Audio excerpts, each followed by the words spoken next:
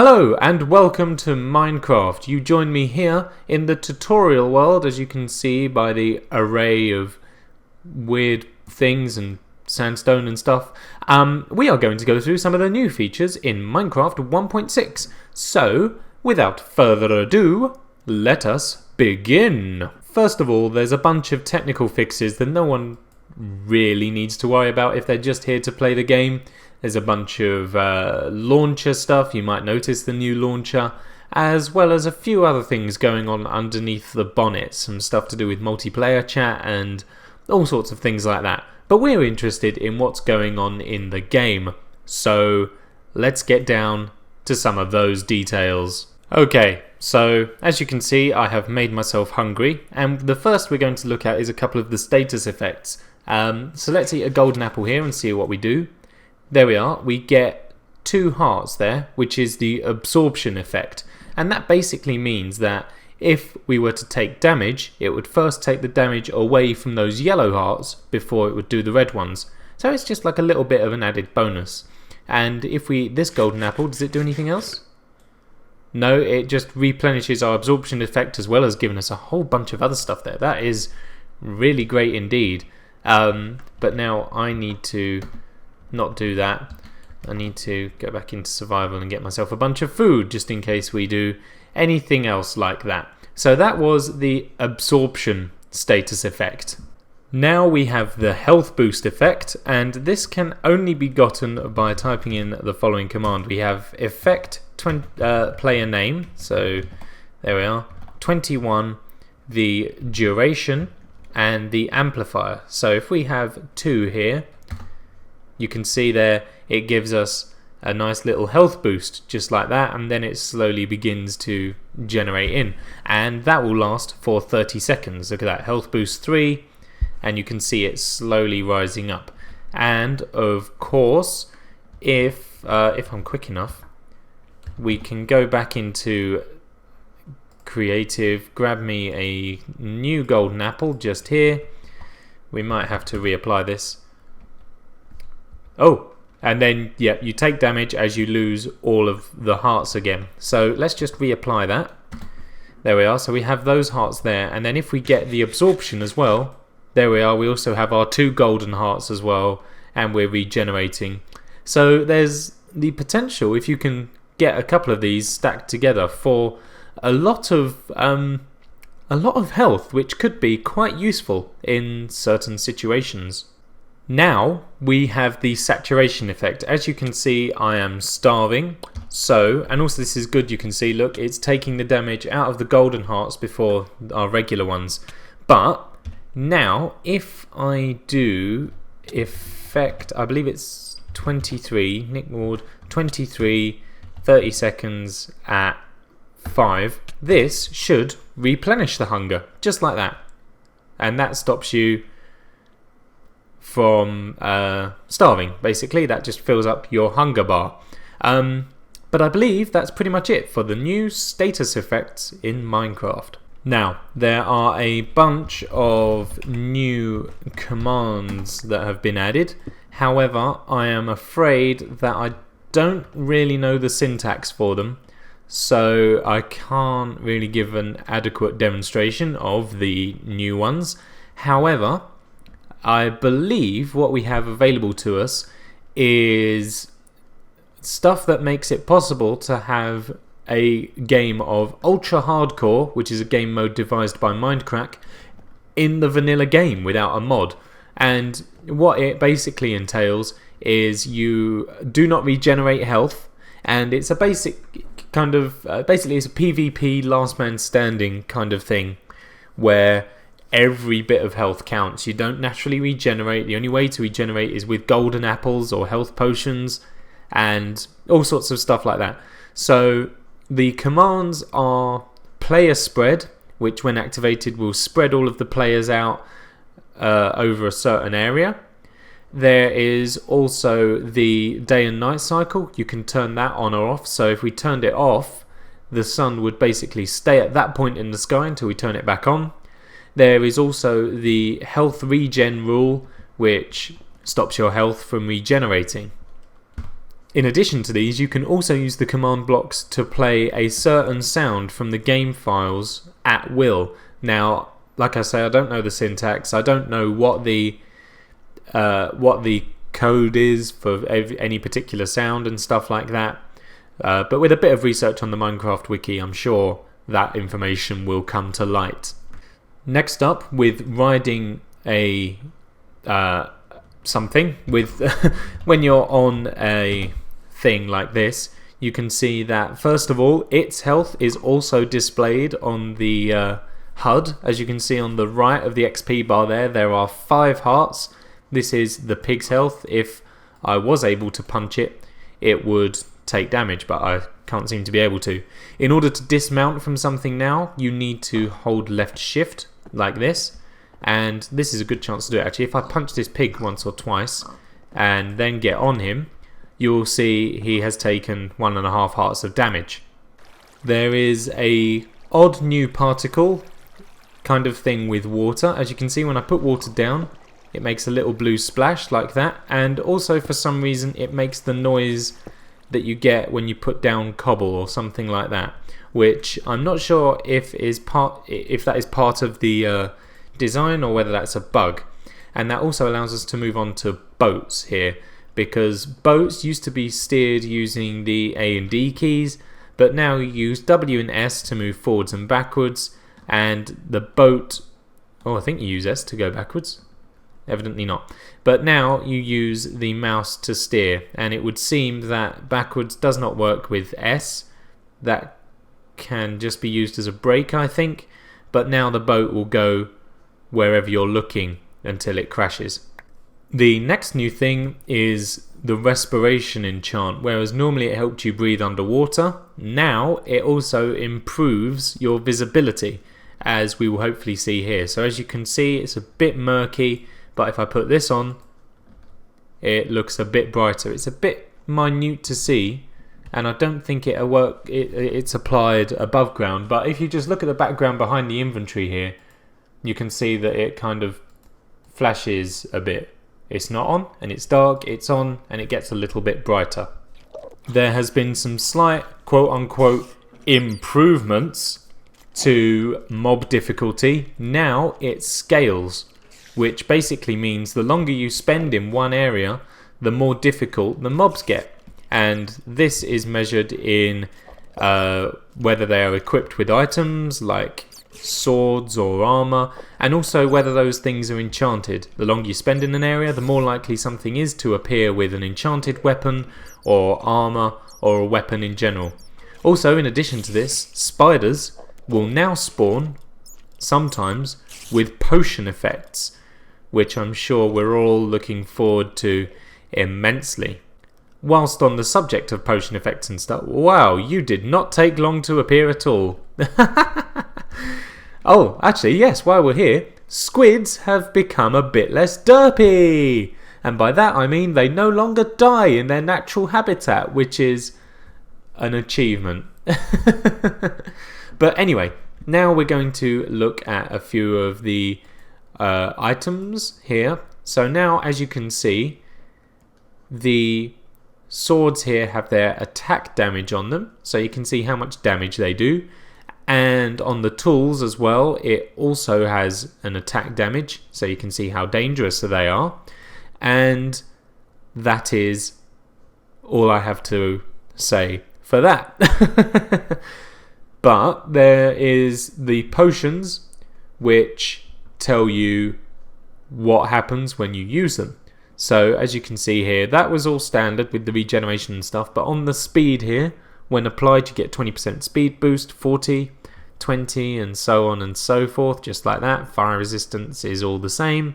Instant health, poison, instant health, night vision, weakness, 0.5 attack damage lost, minus 15% speed, ups your attack damage. Look at that, that is good. So that's all this does, minus 15% speed and so on. Now we move on to some of the blocks, and first of all we're going to look at the carpets here. Now there is a carpet for every kind of colour of wool, as we can see now. So it doesn't really show up in your hotbar there though. That's interesting. So let's put down a row of blocks right here. We have a carpet for each kind of wool. So we have white, orange, pink, blue, yellow, green, pink. I know I'm getting all the colours wrong, but what do we care? It's not that important, is it? Well, probably. But here they all are. I'm not really caring about neatness. And there we go. So there we are. There's a carpet for each kind of block there. And I believe they can be placed on anything, which includes stuff like glass here. There we go. It appears on glass. What else can we have a go at here? Let's try a slab. Oh, well, no, let's not. Okay. So if we put a slab there, carpet, there we are. It floats above that. Stairs. Can we do stairs maybe? What do stairs look like? Boof. Boof. Oh, wrong place. There we are. It appears on top of the stairs as well. So it does look like it can go on virtually anything. Can we put it on there? Yes, we can. What about on the anvil over here? Will it go on the anvil? Yes, it will. It seems anything is game for this. On a lily pad maybe. Yeah, it just goes above the lily pad. So pretty much anything, it seems you can put a carpet on or above, which is fine. Look at that. There we go. So those are the carpets, and they are crafted just like this. If I get 2 of those, we'll go into a crafting table just here. We put that down, and the carpet is made in the same way you'd make a pressure plate, but with wool. There you go, and you get 3 bits of carpet per crafting, which is wonderful. Next we have the name tag, which can be applied to any mob, I think. However, I don't think it works for villagers, so let's try that now. Oh, incidentally, the villagers honk. Go on. Honk. There we go. What's he doing? Oh, that could be good. But if we give you a name tag here, it just opens up the thing. If we shift and right click, it doesn't. So you can't actually name villagers. Yeah, it's disappointing, isn't it? I think, actually, there's a bug that exists where you are able to name baby villagers, but the adult ones here, no good. No good at all. Have I got particles off? I think I've just... Oh no, they're all on. So, if we name this creeper here, we can...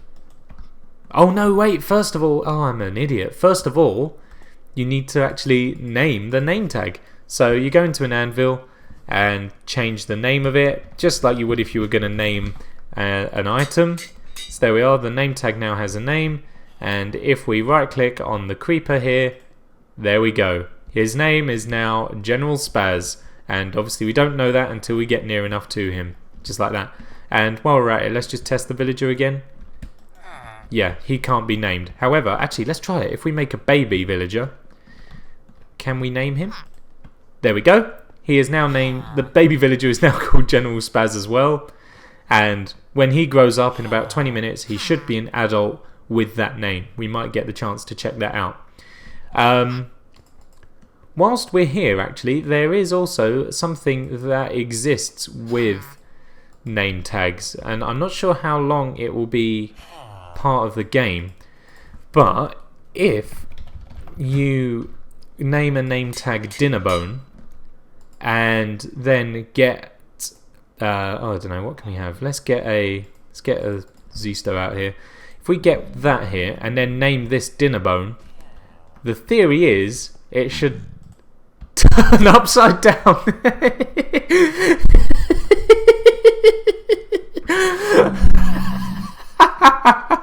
Oh, that's wonderful. Well, let's get another baby villager out here. I want an upside down baby villager. Out of the way. Come on. And poof. Oh, we're going to have fun here. Let's get a blaze. Oh, okay. This one has to be done. Oh, this is amazing. I'm just going to mess around with this for a while. Oh.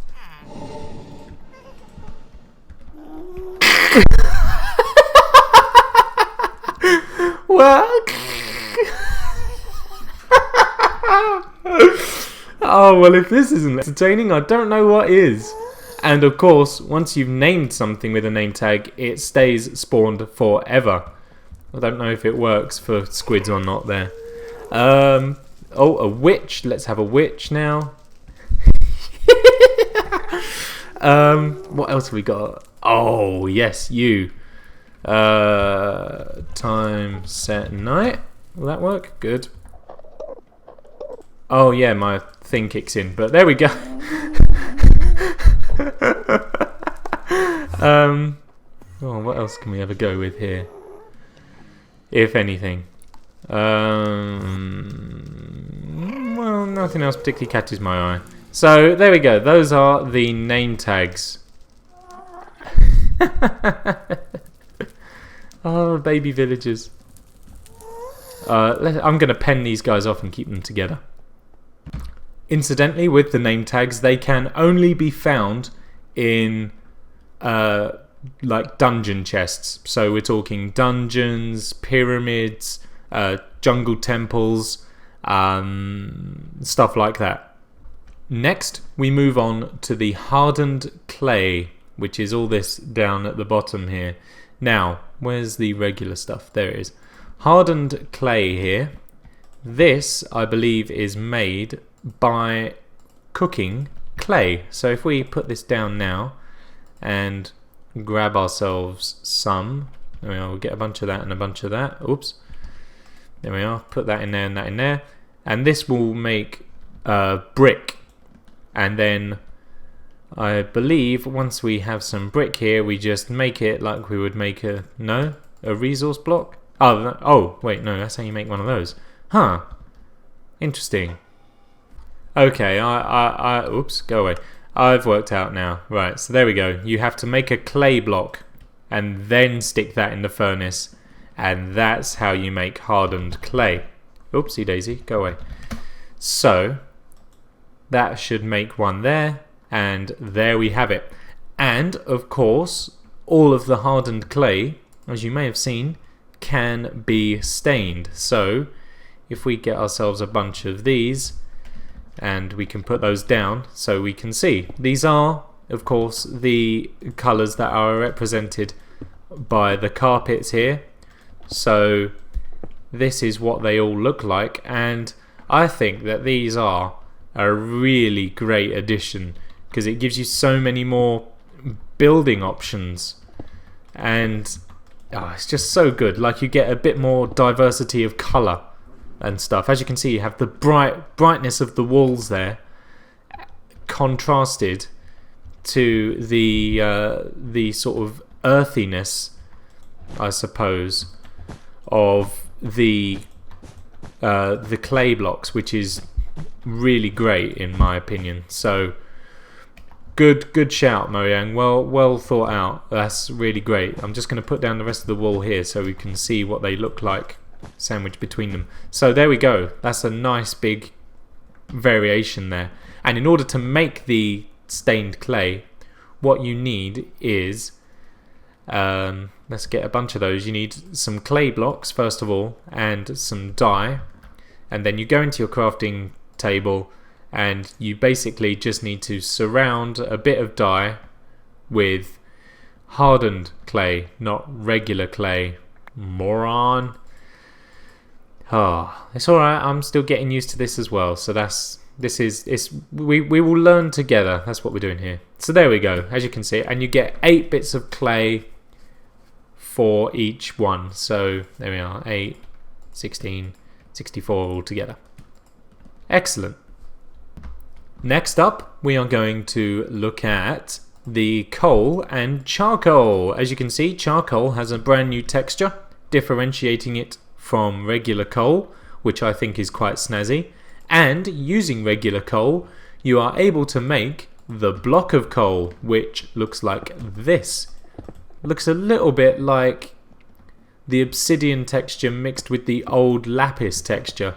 And I say the old lapis texture because the new one looks like this, which looks like the smooth sandstone, in my opinion.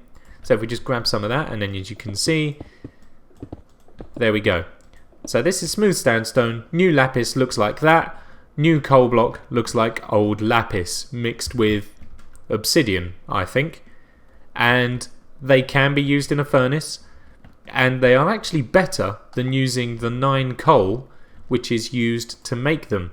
And as you might be able to guess, you can make a coal block in the same way you would make any other resource block, just like a full crafting grid there.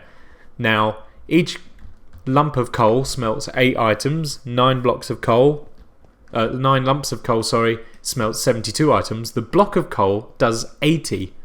So that could actually be your better bet for smelting if you need it.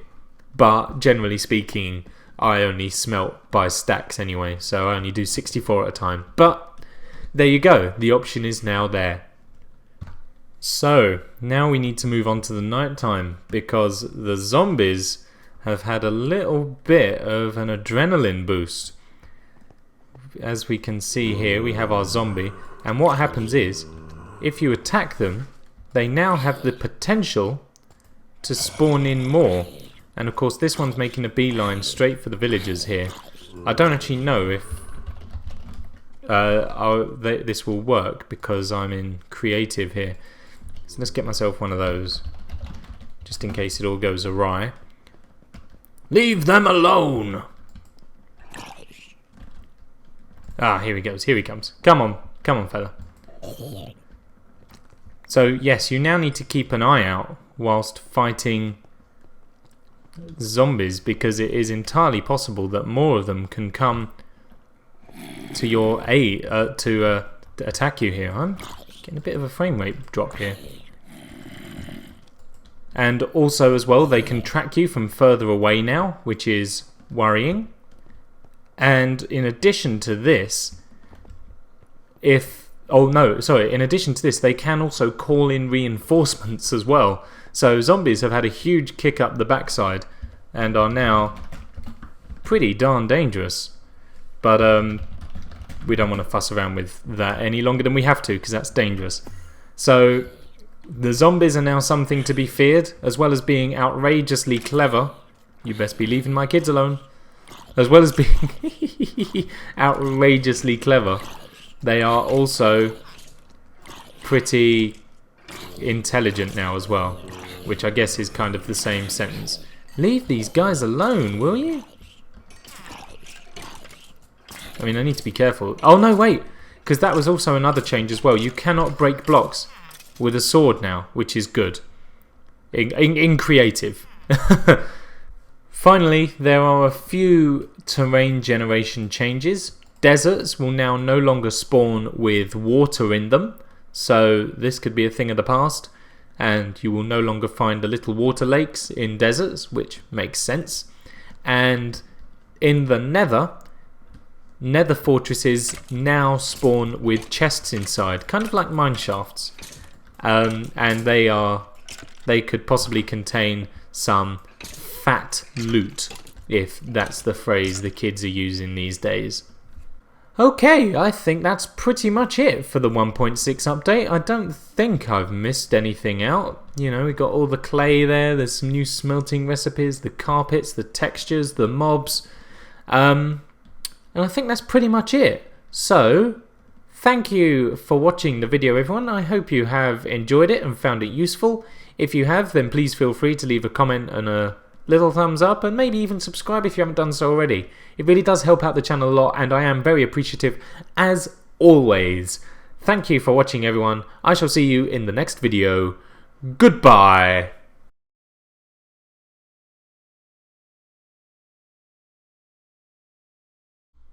Haha, no, I kid, of course. The horses. Yes, that's what we're all here for. Thank you, postman.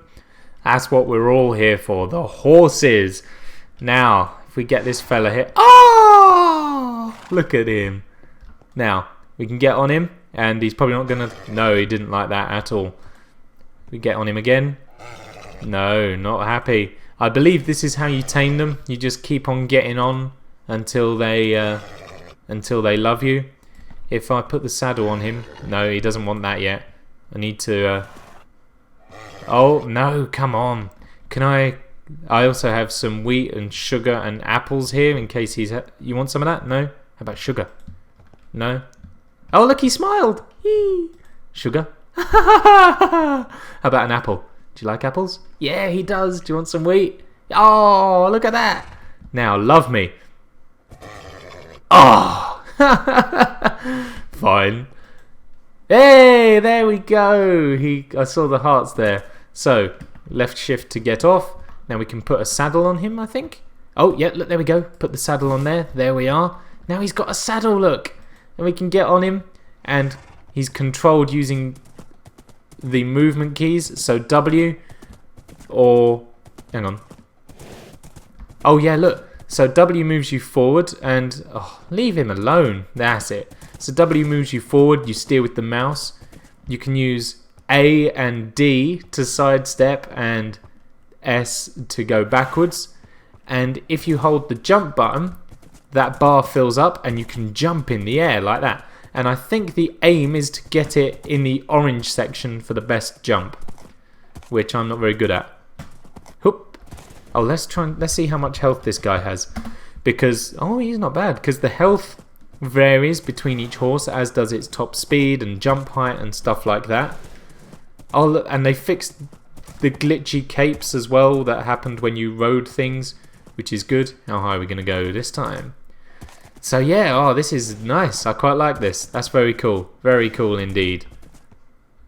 So, if a horse gets damaged, you can use wheat to heal it. We're not going to do that now because the noise they make when they get hurt is horrifying.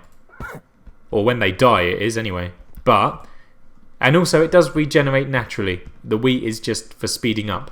If I get my lead here, let's go back into creative, I can right click on him and there we are. We can now lead this guy around like this. And then the fence posts come in. If you right click on the fence post with a lead, you tie him to it. And he is now there. And I think this might work for other mobs as well. So let's try this now. Can I lead him around? No? That's a shame. What about like a mushroom? Oh yeah, look, there we are. Look, now I've got a pet mushroom as well. There we go. Lovely jubbly. So, also, let's try this. No, get off. If we right click on him there, look, we have this spare space for horse armor. So we have iron. Oh, look at you, Knight of the Realm. Or we have gold, which we need to take off and then replace. Oh, yes. Behold, Sheogorath, I have arrived. Oh, get off. And finally we have diamond armor, which, ooh, that looks snazzy. Now this can only be found in dungeons, again, similar to the name tags. And I believe if we put a chest on this, it now... Can we do it like that? Maybe that's not these. Maybe that's not these guys. Okay. Fine. Let's get ourselves another horse. Let's get ourselves a baby horse. Oh, look at these. They're like unicorns or something. So, with the baby here. Oh, look at his skinny legs. Oh, such a cute foal. So, we can grow these up by feeding them wheat. As you can see, getting a little bit bigger. Or sugar. Getting a bit bigger again. Apples, bigger still, golden apples. Oh, all the way up. Look at that. If we get ourselves another baby here, I wonder if you can feed them hay bales. Yes, you can. Look at that. So that's how you grow a horse up, just like that. Incidentally, you do get adult horses to breed by giving them golden apples, apparently. Maybe those are the wrong kinds. Does it need to be these shiny ones? I don't know. Oi! I don't know. But apparently that's how you get them to breed, which is interesting because they don't seem to be doing so. So in addition to these guys, you can also get mules and donkeys, which are able to have the chests on them. However, I don't seem to be able to get my hands on any of those, so I can't show them off. But there we go nonetheless. So this time, for real. Thank you for watching the update. I do hope you did find it useful. And as I've said, if you did, then feel free to leave a comment and a thumbs up and subscribe if you haven't done so, as it does help out the channel. Thank you for watching, everyone. See you next time. Bye-bye.